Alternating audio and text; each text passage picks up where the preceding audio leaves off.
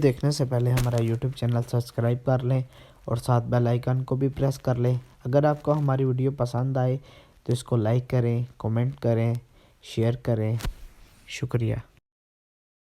जनाब तुसी गुजरात दा टाइम बखर तो गुजरात जाना चल रही है ये गाड़ी इंशाल्लाह आवाम दी फरमाइश सहूलियात वास्ते गरीब तबका कम किराए चल रही है।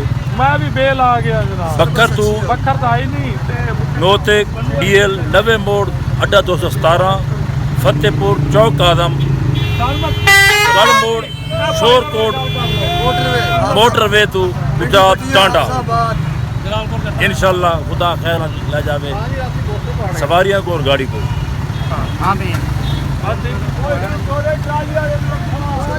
चलो उनके ढाओ चलो जी ड्राइवर साहब सीट पे चलो जी चलो बाबा बादा बजा रहे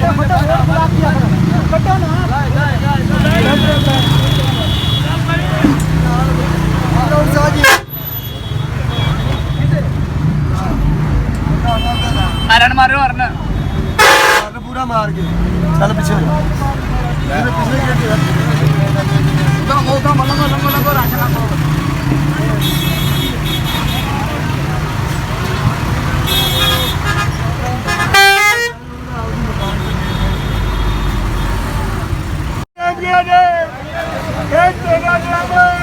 ना मार आएगा छाट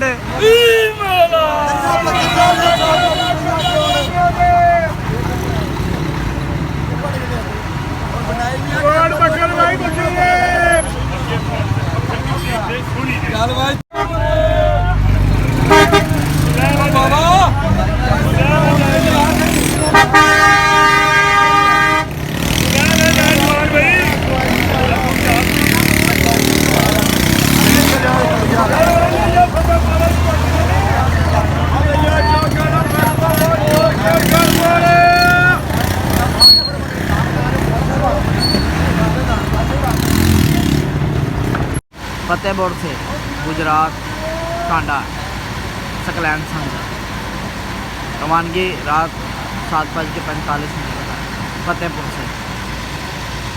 और ये फतेहपुर से गुजरात टांडा सकलैन संघ रवानगी रात 7:45 फतेहपुर से। और ये